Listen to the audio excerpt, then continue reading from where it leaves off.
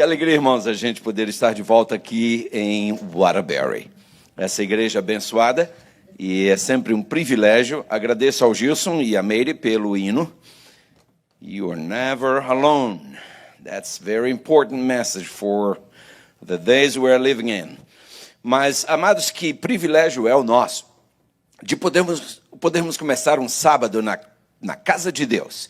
E eu estou vendo aqui algumas pessoas que eu penso não conhecer, e eu gosto de conhecer gente nova, por isso eu vou pedir licença para perguntar o nome aqui, por exemplo, dessas duas jovens.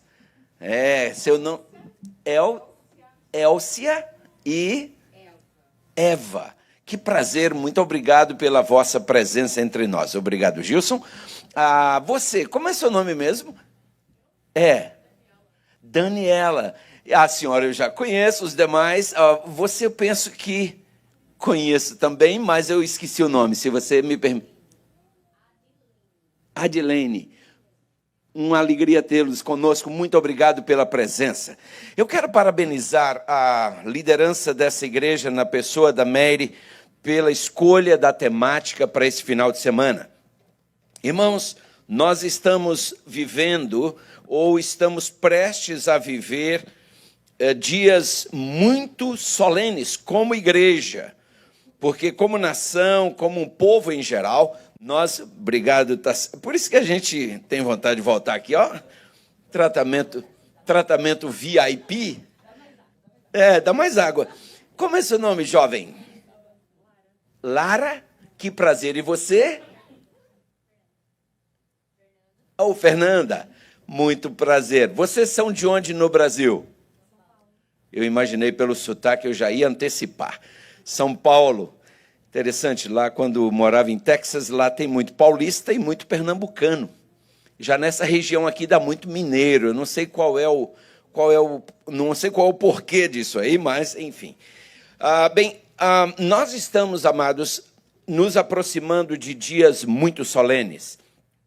E ficamos pensando sobre o que falar nesta noite. A temática da reforma, eu acho que não está funcionando aqui, pelo menos. Ok. O tema é reforma, porém não estaremos falando sobre a reforma protestante. Estaremos falando da reforma que todos nós precisamos experimentar como povo de Deus. E nós, como igreja, sabemos, as profecias estão aí, está diante de nós o que encontramos no livro Eventos Finais, sendo chamado como um pequeno tempo de angústia. Irmãos, o nosso Deus é tão maravilhoso que Ele não nos permitirá passar por uma angústia muito prolongada, porque Ele conhece nossa estrutura.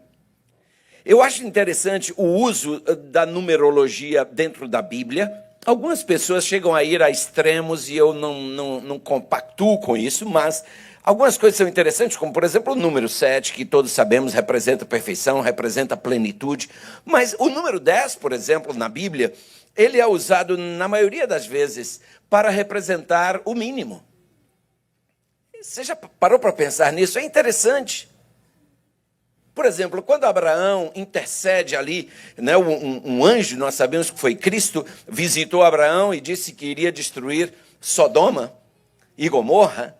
Estão lembrados que Abraão começa a interceder quando esse anjo vai saindo? Abraão diz: Senhor, por favor, deixa eu perguntar, se tiverem 50 justos naquelas duas metrópoles, o Senhor vai destruí-las? Ele disse: Abraão, se tiverem 50 justos, eu não vou destruir. Obrigado, Senhor. Nisso o Senhor vai saindo, ele: Senhor, peraí, não leva mal, Senhor, mas e se tiverem 40? O Senhor vai destruir? Ele se volta para Abraão e diz: Abraão, se tiverem 40, eu não vou destruir. Que bom, amém. Nisso o anjo vai saindo novamente, Abraão de novo: Senhor, peraí, e se tiverem 35? Tá bom, Abraão, se tiverem 35, eu não destruo. E Abraão fica naquela angústia e ele vai baixando, aí ele chega: Senhor, por favor, não fica bravo comigo, eu prometo, é a última vez. E se tiverem 10? Abraão, se tiverem 10, eu não destruo. E E Abraão não passa daí. Ele não diz, e se tiverem 9? Ele para em 10. Sabe por quê? 10 era o mínimo. Se não tiver 10, não tem nada. Sabe o que eu acho lindo? Deus nos manda devolver a Ele 10% de tudo que Ele nos dá, na forma de dízimos e ofertas. Tem gente que acha que é muito. Eu sempre achei pouco. Desde minha infância, eu nunca esqueço. Minha primeira experiência com dízimo, quando nós tínhamos no quintal vários pés de manga, e uma vez eu coletei as melhores mangas e saí para vender na rua, escondido da minha mãe, porque ela não deixaria, aquele negócio de família tradicional. E eu queria ter meu dinheirinho. E eu me lembro quando eu voltei, eu tinha ali 10 notas, porque vendia cada manga por um. Agora eu não sei se era cruzeiro, cruz credo, porque a moeda muda tanto, né? Mas era qualquer coisa. E aí eu botei aquelas 10 moedas assim, 10 notas em cima da mesa e disse, mãe, como é que eu faço agora para devolver o dízimo? Aí minha mãe pegou uma e disse, aqui, isso aqui é o dízimo dessas 10 aí. Eu falei, mas só uma, mãe? Ela disse, só uma, agora você pode dar mais se você quiser, como oferta, que agora aqui você está só devolvendo, você não fez nenhuma gracinha para Deus. Agora, se você pegar mais alguma ideia, aí sim, você agora está dando, isso chama-se oferta. Aqui você só devolveu, você cumpriu sua obrigação. Agora, se você der mais uma, agora você está mostrando o seu amor. Aqui você só mostrou sua honestidade e fidelidade. Eu falei, uau, 10 é muito pouco. Eu fico muito à vontade para falar sobre dízimo na igreja adventista, porque felizmente o dízimo da igreja não vem para o pastor. Amém. Nós começamos a igreja de Brockton, éramos 38 pessoas. Hoje nós temos a cada sábado em torno de 400 pessoas. Meu salário é o mesmo. Amém por isso. Eu não dou estudo bíblico porque meu salário vai aumentar, felizmente. Eu já pastorei, quando no Brasil eu pastoreava 15 igrejas. Meu salário era o mesmo de um pastor que pastoreava uma. E assim Então, e outra, nós pastores adventistas devolvemos o dízimo, como todo membro, porque isso é uma obrigação de todo filho de Deus. Então é uma bênção. Quando é assim, sabe por quê? Você não tem que bater continência para o membro rico. Tem contextos alguns em que bota-se um tapete vermelho para o rico e o pobre nego despreza. No meu caso, não, porque o rico e o pobre, perante o Calvário é fantástico que o terreno é plano. Amém? Perante o Calvário o terreno é plano, não tem ninguém melhor do que ninguém. Mas voltando ao nosso assunto. Então veja, você já leu um texto na Bíblia que diz assim, e tereis tribulação de quantos dias? 10 dias. Ser fiel até a morte, e dar-te a coroa da vida. De novo 10 aí, como representando uma tribulação rápida, um período curto. Então, nós passaremos por um pequeno tempo de angústia. Eu convido você a abrir comigo sua Bíblia. Se esse negócio funcionar, seria bom demais, viu, irmão? Mas quem sabe um dia. 2 Tessalonicenses, capítulo 2. Talvez eu que estou fazendo o negócio errado aqui. Eu que estou fazendo o trem errado aqui, Chris, como mineiro da roça que eu sou. 2 Tessalonicenses, capítulo 2. Leiamos os versículos de 1 a 4. Quem está falando aqui é o apóstolo São Paulo, homem inspirado por Deus. Ou seja, Deus está falando através dele. 2 Tessalonicenses, capítulo 2, nós leremos os versículos de 1 a 4. E aqui Paulo diz assim... Se você puder me acompanhar, eu vou só aguardar um minutinho até que você encontre também. 2 Tessalonicenses, capítulo 2, versículos de 1 a 4 diz: Ora, irmãos, rogamo-vos pela vinda do nosso Senhor Jesus Cristo e pela reunião com Ele, que não vos movais facilmente do vosso entendimento, nem vos perturbeis, quer por espírito, quer por palavra, quer por epístola, como de nós, como se o dia de Cristo estivesse já perto. Ninguém de maneira alguma vos engane, porque não será assim, sem que antes venha quem? Venha o quê? Sem que antes venha a apostasia, e se manifeste quem? O homem do pecado, o filho da perdição.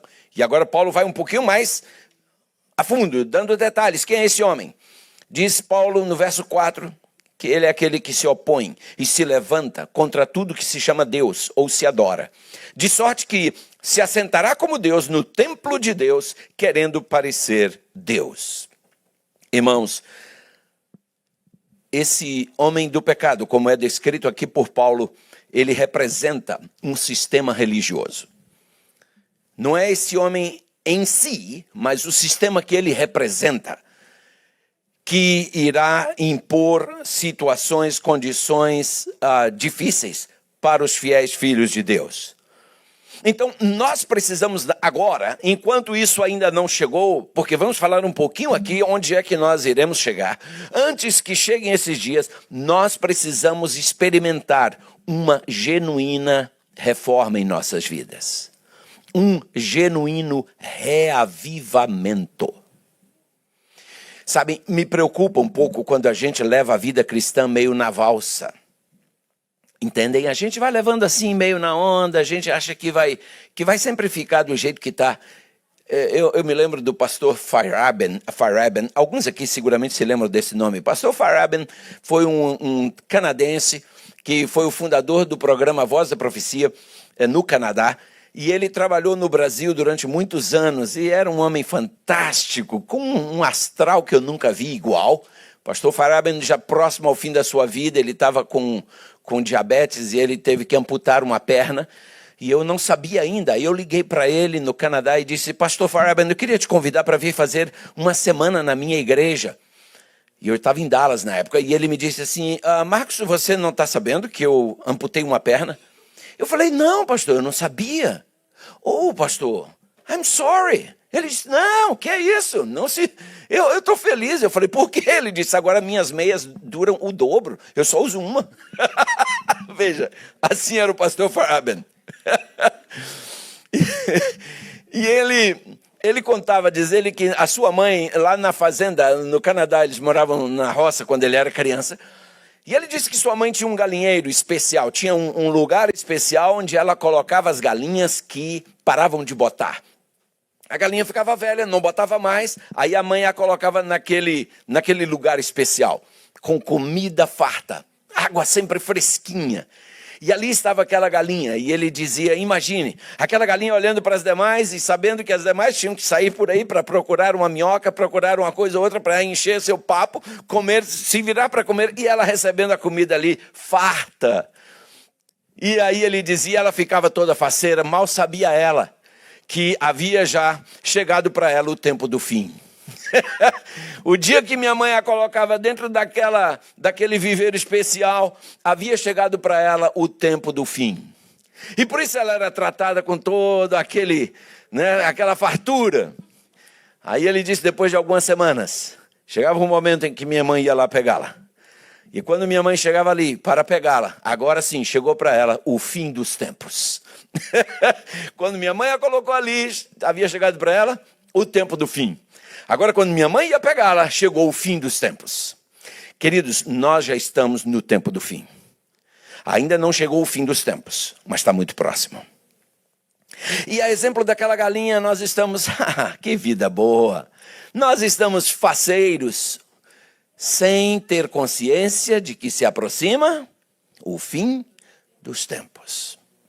Nós estamos cada dia mais confortáveis, estamos cada dia mais tranquilos, morando num país onde tudo que se quer se consegue, e assim nós estamos, amados, negligenciando nossa caminhada com Cristo. Eu me lembro no Brasil, quando minha mãe ia para a igreja, e eu era garoto, e lá em casa ninguém faltava culto, inclusive de quarta-feira. E havia quartas-feiras em que minha mãe ia, e nós tínhamos que andar um bom pedaço. E minha mãe ia, às vezes, chovendo, com um vento forte. Mãe pegava uma sombrinha e dizia, vambora. E a gente ia, e ela botava aquela sombrinha para frente, porque o vento vinha de lá. E aí nós íamos até chegar na igreja. Quando a gente chegava lá, a minha mãe estava seca, da cintura para cima, e eu do pescoço para cima, porque eu era pequeno. O vento vinha assim. E aí, na porta da igreja tinha uma torneira, onde a gente lavava a lama do pé para calçar de novo o chinelo e entrar na igreja. Mas não faltávamos culto. Faltar culto estava fora de cogitação. Em casa fazia-se culto todos os dias. Hoje, amados, nós temos carro com ar-condicionado, Se tiver frio, o carro tem aquecimento. Nós temos uma igreja com acolchoado. Naquele então a gente sentava naqueles bancos de madeira, né, duros. Ajoelhava, eu não sei se alguém aqui foi desse tempo, que a gente pegava a lição de escola sabatina e botava no chão e ajoelhava em cima, porque o chão era áspero. E quando a gente se levantava, se não fazia assim, tinha uns grãozinhos de areia, que o joelho ficava todo furadinho. E hoje, amados, a gente não vem à igreja, porque, estou cansado. Não é uma pena que a gente deu toda a nossa energia para as coisas seculares e não reservou nada para Deus? Nós estamos investindo muito naquilo que só tem preço, negligenciando aquilo que tem valor.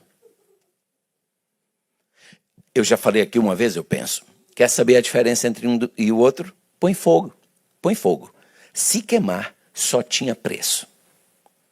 Casa queima, então só tem preço. Carro queima, então só tem preço. Valores de família, queima. Não dá para botar fogo num trem desse, não é? Sabem, amados, a gente tem investido muito naquilo que só tem preço. Acreditem. Tem gente arriscando a sua salvação para ter um green card nesse país. Que pena. Que pena. Tenho visto gente se casando só para ter cidadania americana, jogando fora a cidadania do céu pela cidadania americana. Eu sei, alguns de nós talvez não tenhamos documento aqui e alguns ficam até apreensivos. Escute. Enquanto Deus te quiser aqui, mas não tem ninguém que põe a mão em você. Agora também o dia que Deus não te quiser aqui, não tem green card que te segura aqui, sabia disso? Eu tenho visto gente que foi chamado pela imigração, pediu seu green card, 3 tesouradas. Você está deportado e não tem mais como voltar. Aí, green card segura alguém aqui? Segura não. Agora Deus segura. E eu creio que se você está aqui, eu creio. Se Deus não te trouxe, pelo menos Ele permitiu que você viesse. Concorda comigo? E eu tenho certeza que alguns de nós viemos aqui para alcançar a salvação, para entregar o coração a Jesus. Se tivesse ficado no Brasil, talvez nunca. Nunca. Pelo contexto, né? Família, trabalho, etc, etc, etc. Mas aqui a gente se abriu para Jesus. Bem, isso é um assunto para a gente falar outro dia. Nós precisamos experimentar uma reforma de vida. Escutem, queridos, escutem, por favor. Nós, nesse país, às vezes trabalhamos demais. Chegamos em casa só o crachá. Não sobra nada para a mulher, ou para o esposo, ou para os filhos. E aí, alguns conseguem engordar sua conta bancária. Eu tenho visto gente chegar aqui e ganhar muito dinheiro. Mas não ficou rico, não. Só ganhou dinheiro. Sabe por quê? Perdeu a família. Então, não enriqueceu, não. Só ganhou dinheiro. Eu conheço muito pobre, irmãos, que tem muito dinheiro no banco. Milhões. E é pobre. E eu conheço muita gente que não tem dinheiro, mas é rico. Você vai na casa dele, coisa linda. Eu estive na África, irmãos, num país chamado Cabo Verde, com a minha esposa. Ficamos lá 20 dias fazendo evangelismo, visitando aquela gente. Que povo interessante, não tem nada em casa. Mas são ricos. São ricos.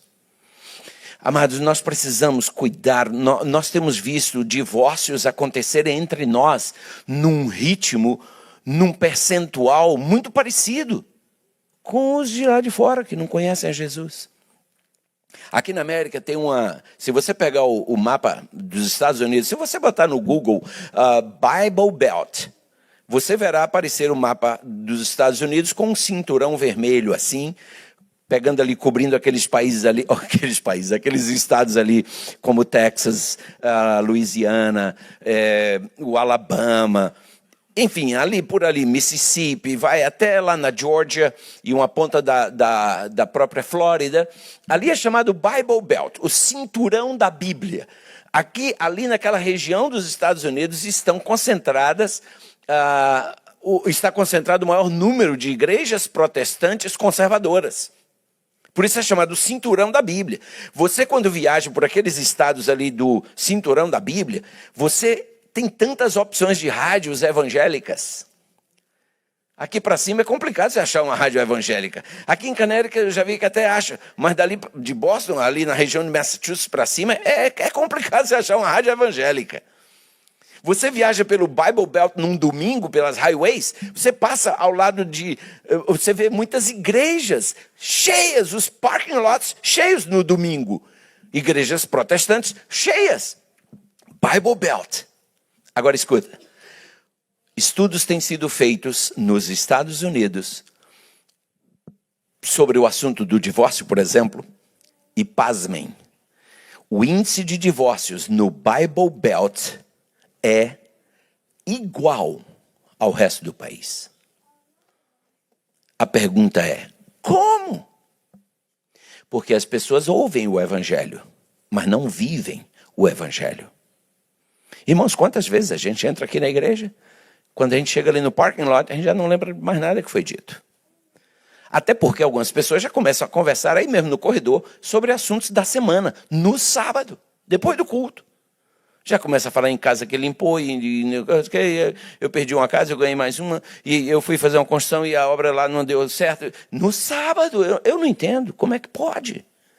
Quando a minha Bíblia diz que eu preciso escolher minhas palavras no sábado. A gente tem que fazer uma reforma, irmãos, nos hábitos alimentares. Nós temos comido muito mal. E vocês sabem, milhões de dólares são investidos, bilhões de dólares nesse país a cada ano para o assunto da saúde. Na verdade, existe uma indústria da doença nesse país, que eles chamam de indústria da saúde. Não, indústria da doença. Você vai ao médico, ele te dá remédio. Ele não te manda mudar seu estilo de vida. Eu estava com uma dor, e aí fui ao médico, uma dor aqui na omoplata. Fui ao médico e ele me passou um remédio lá para dor. Tomei, beleza, resolveu. Só que terminou o remédio, a dor voltou. E eu fui, ele disse, doutor, enquanto tinha o remédio, tá, beleza, agora a dor voltou. E aí? Ele disse, eu vou te dar uma dose mais forte. Eu falei, ok, isso quer dizer que ele só vai fazer um pouquinho mais de efeito e depois a dor volta. Por que o senhor não me prescreve uma fisioterapia? O senhor acha? Eu falei, acho. Ok, então vamos fazer. Fiz a fisioterapia, a dor foi embora. E quando ela ameaça voltar, eu faço os mesmos exercícios de novo e ela se vai. Mas os médicos não estão nem aí, eles não querem que você mude seu estilo de vida. Eles querem te entupir de remédio, porque eles ganham comissão em cima disso. Entende? Então o remédio conserta uma coisa e desmantela, como a gente fala lá no Nordeste. Lá no Nordeste a gente fala assim, desmantelam as outras. Entendem? Existe a indústria da doença. A indústria farmacêutica fatura bilhões de dólares às nossas custas. Mas se você for em casa agora e abrir sua geladeira, você vai ver quanto veneno você comprou para seus filhos, para você. Está lá, você está se matando e ainda pagando por isso.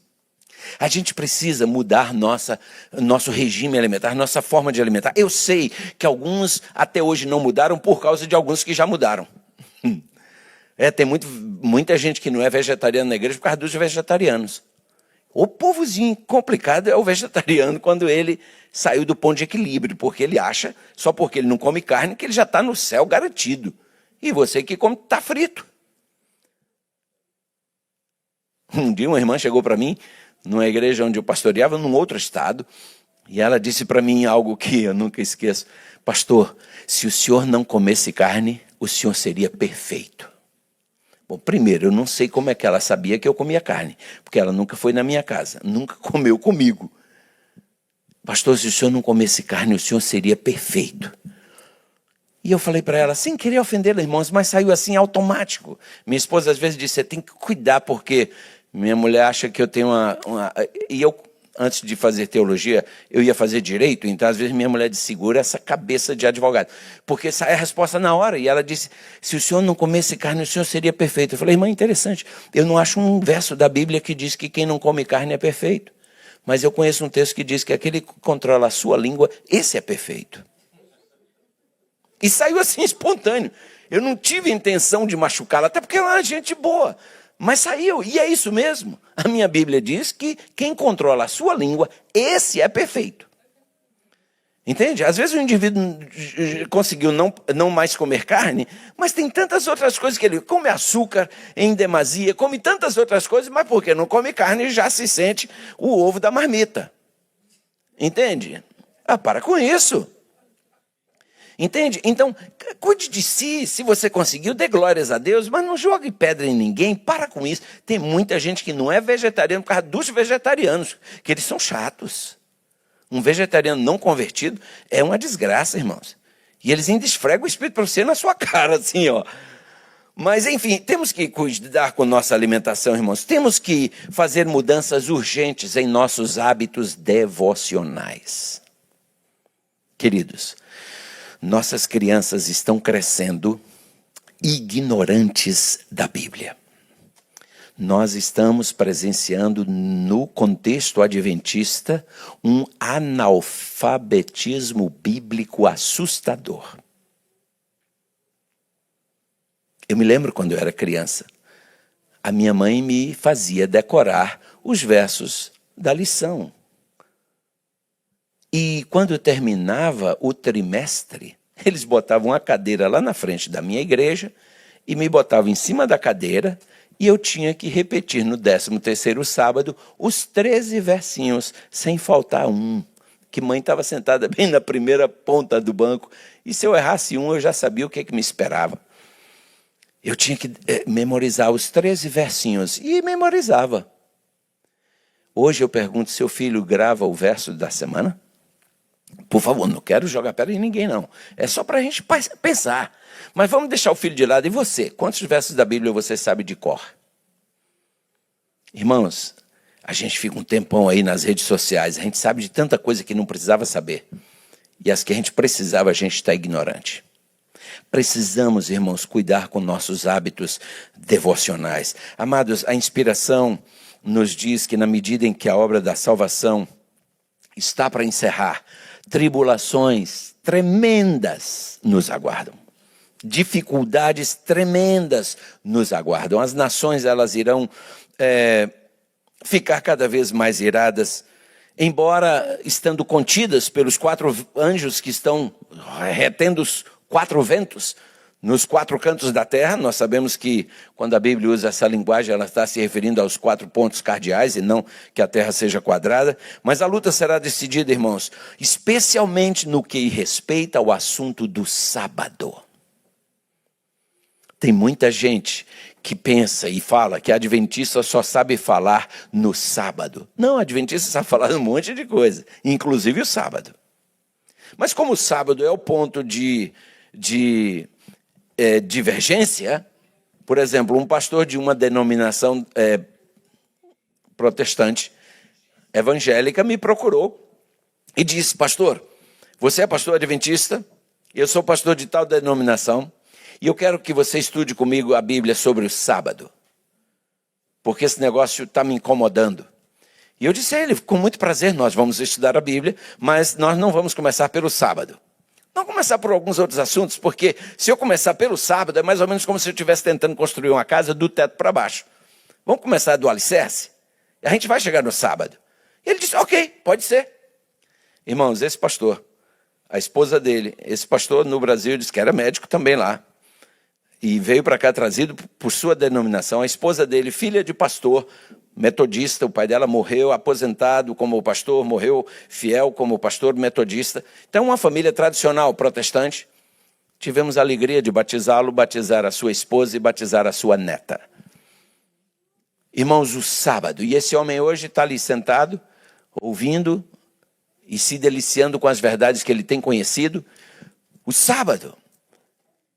Agora, a gente sabe que uma grande crise aguarda o povo de Deus, mas o que às vezes me assusta é que o povo de Deus parece não ter essa consciência. A gente às vezes vem à igreja, irmãos, para desfilar uma roupa nova, um vestido novo, um carro novo. A gente vem para, sabe, dar o show. A gente não vem para... É só você ver a diferença dos cultos de sábado e de quarta-feira. Os demais cultos da semana. Sábado, às vezes, a igreja está que não cabe ninguém.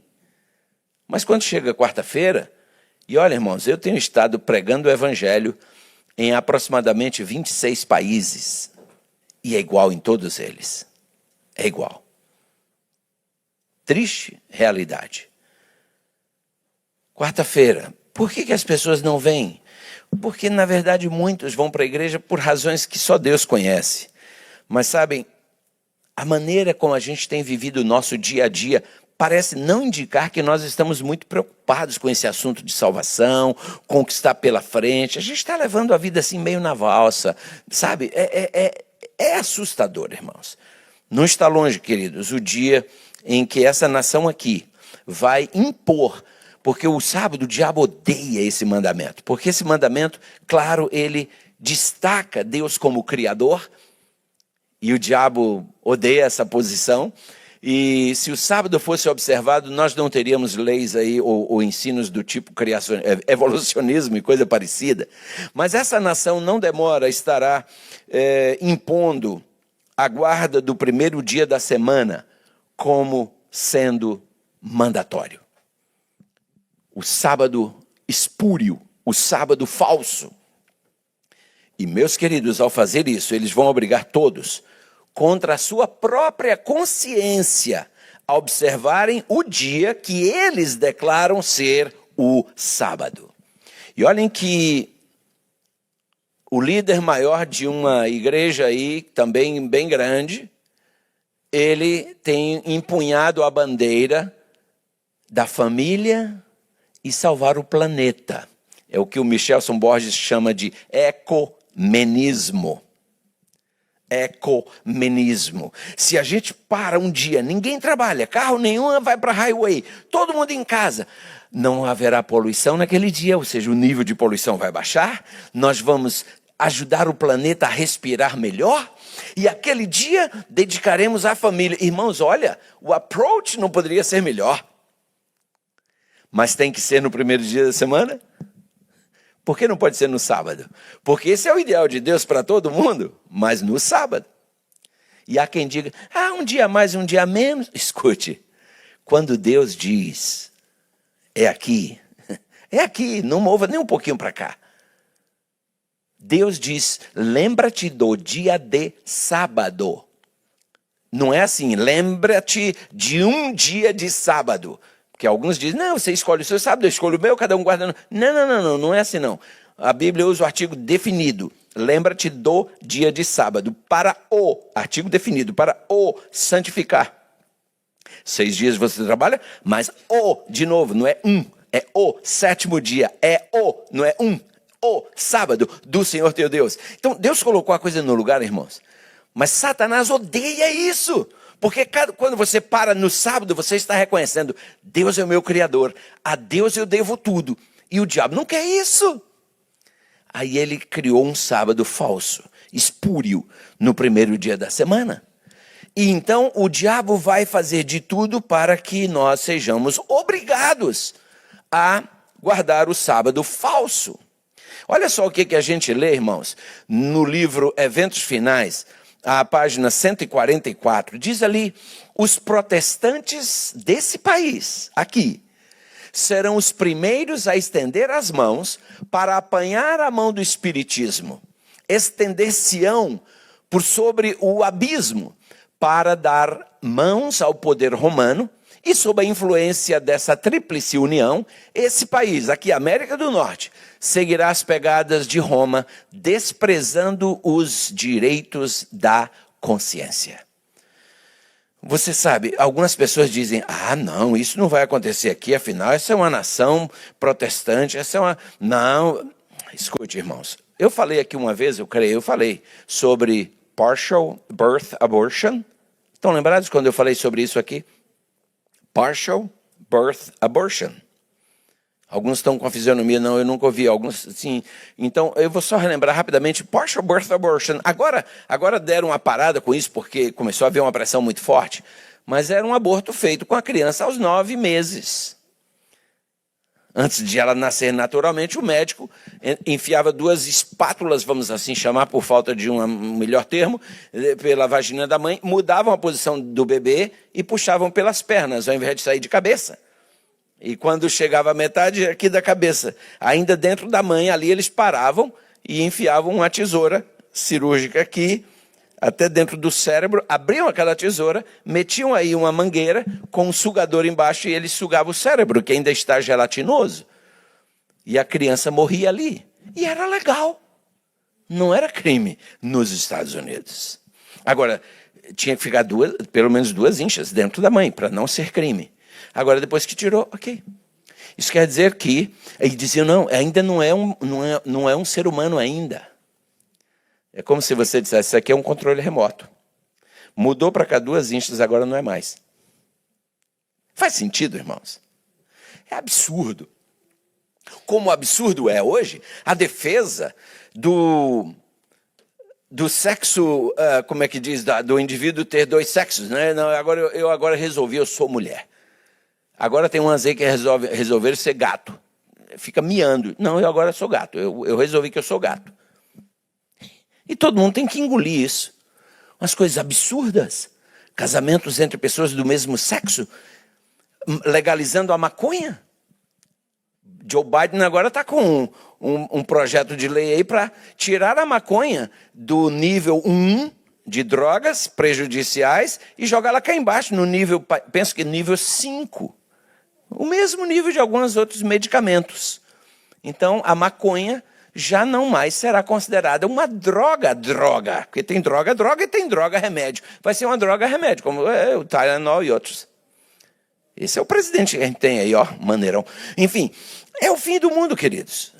Veja só mais isso aqui que nós lemos. Irmãos, todos quantos não se curvarem perante o decreto dos concílios nacionais e obedecerem essas leis aí para exaltar o sábado instituído pelo homem do pecado, vão perder a sua liberdade, vão parar atrás das grades.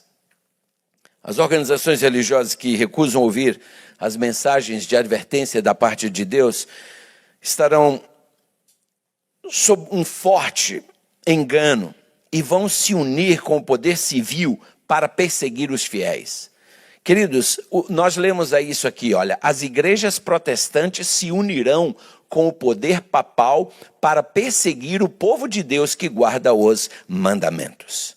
Esse poder que na profecia é apresentado como sendo semelhante a um cordeiro, ele vai se unir ao dragão, irmãos, para pelejar contra aqueles que guardam os mandamentos de Deus e têm o testemunho de Jesus. A minha pergunta é, estamos nós preparados para ser perseguidos? Eu não sei quantos dos senhores acompanharam algum tempo atrás o que se passou com esse homem. Sabem quem é esse homem aí? Esse homem é um juiz de direito dessa nação. O nome dele é Roy Moore. Ele é um cristão conservador e em 2001 o juiz, que inclusive ele era o chefe da Suprema Corte do Alabama, ele em 2001 foi eleito pelo povo do Alabama como juiz-chefe da Suprema Corte daquele estado, e naquele então ele mandou colocar na Suprema Corte ali do Alabama, esse monumento dos 10 mandamentos. Irmãos, imediatamente após ele ter feito isso, ele recebeu uma ordem da Corte Suprema Federal para remover aquele monumento. E ele disse, não, eu não vou remover. Não vou porque não estou violando nenhuma lei da Constituição Federal ou estadual. E aí, por ele se recusar a tirar esse monumento, iniciou-se aí uma grande batalha. Eu estava em Texas na época. Iniciou-se uma batalha judicial até 2003. E no dia 13 de novembro de 2003, Judge Roy Moore foi removido do seu cargo na Suprema Corte Federal, pela Suprema Corte Federal, e foi tirado. Só que, em 2013... o povo do estado do Alabama novamente o elegeu como chefe da Suprema Corte do Alabama. Aí veja só, no dia 30 de setembro de 2016, ele foi novamente cassado e retirado da sua função. Sabem por quê? Porque ele se recusou a reconhecer no estado do Alabama como sendo legítima a união entre pessoas do mesmo sexo. E ele foi retirado. E aí estão algumas pessoas fazendo protesto a favor dele, mas não adiantou. Veja o que a gente lê ainda no livro Eventos Finais, página 145, irmãos. Olha o que diz lá. Nos tribunais prevalecerá o que, irmãos? A injustiça. Os juízes recusarão a ouvir as razões dos que são leais aos mandamentos de Deus, porque sabem que os argumentos em favor do quarto mandamento são irrefutáveis. Eles dirão, temos uma lei e de conformidade com a nossa lei, ele deve morrer. A lei de Deus não é nada para eles. O que eles afirmam é, nossa lei é suprema. Irmãos, aqueles que respeitarem a lei humana vão ser favorecidos, claro, mas não vai haver nenhum tipo de proteção para os que se recusarem a se submeter ao falso sábado. Sim, amados, se formos levados aos tribunais, nós deveremos lembrar de que não estamos pleiteando nossos direitos, mas o direito de Deus. E, queridos, nós precisamos entender isso. Deus tem direito à nossa lealdade, fidelidade e serviço. Faço uma pergunta, irmãos. Qual foi a última vez que a gente parou para pensar nessas coisas? A gente tem ouvido muito sermãozinho na igreja sobre o amor, sobre coisas, sabe assim, que não tira a gente da zona, não mexe na nossa zona de conforto. Mas a gente está precisando de mais iniciativas desse tipo. Nós estamos precisando acordar, irmãos.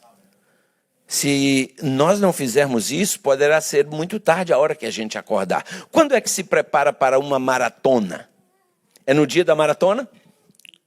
É no dia anterior à maratona? Não!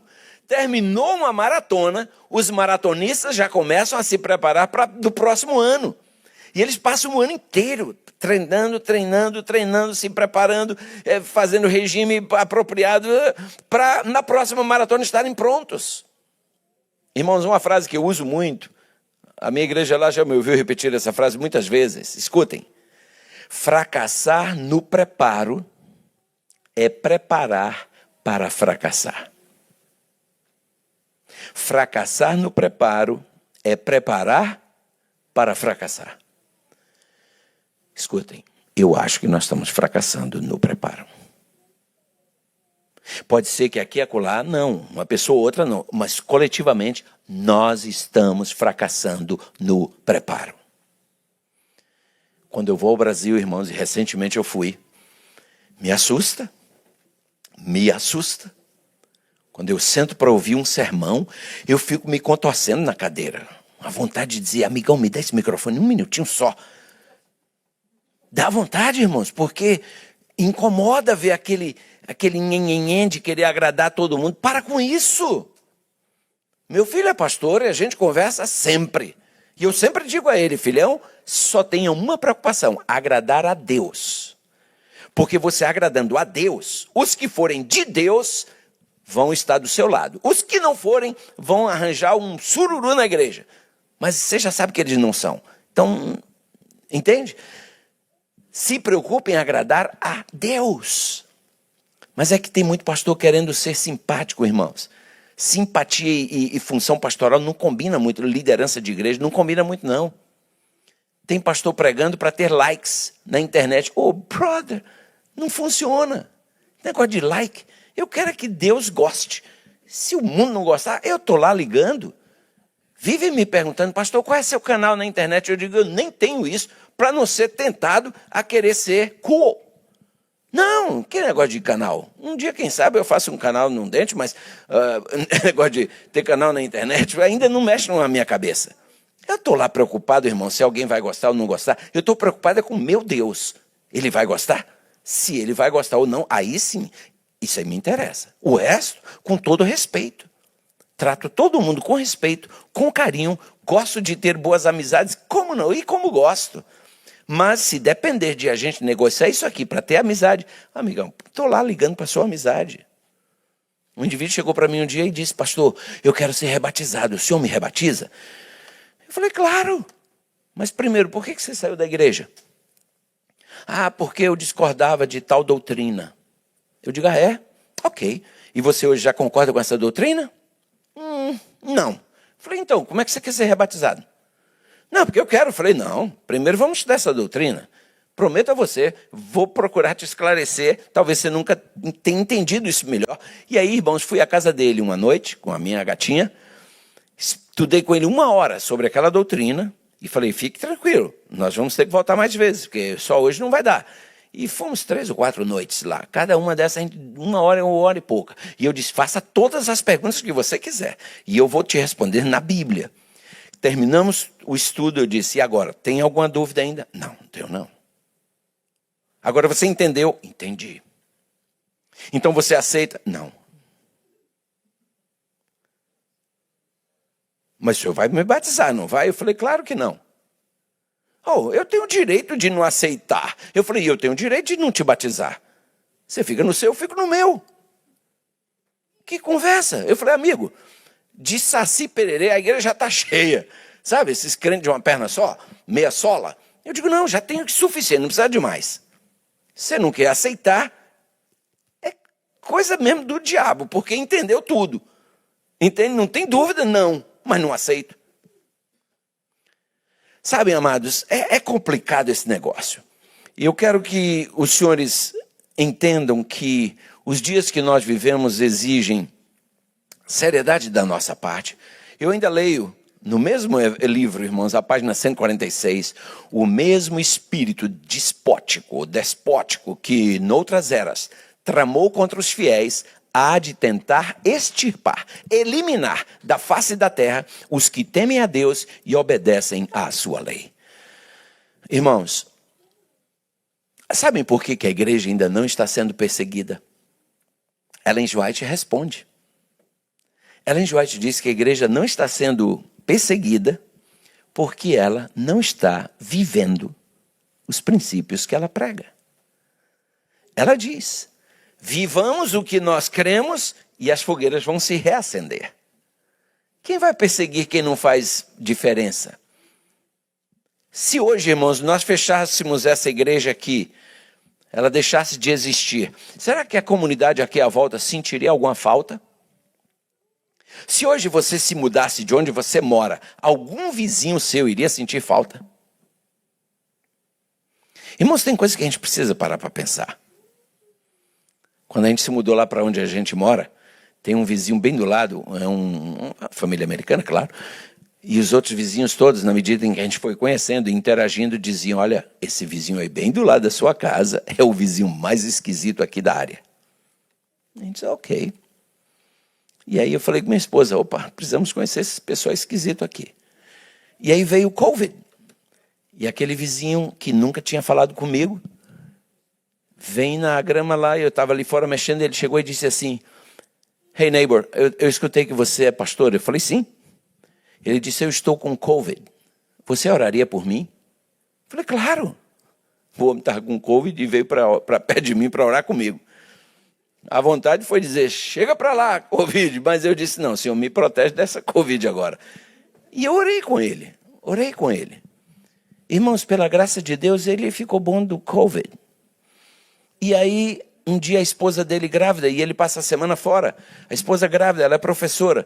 E eu estava tirando a neve do meu driveway, e eu vi que o driveway dela estava cheio de neve. Eu digo, como é que essa mulher vai sair com aquele barrigão?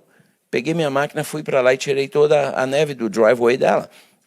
E depois ela veio e botou um negócio no nosso mailbox, uma nota de gratidão. Aí, passados uns dias, eu vi que ela começou a cortar a grama, e a grama estava meio alta, e ela entrou com a máquina assim, aquela máquina de empurrar, mas, claro, elétrica, a gasolina.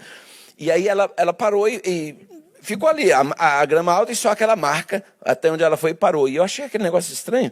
Aí eu falei, eu vou terminar de cortar a grama dessa vizinha para ela.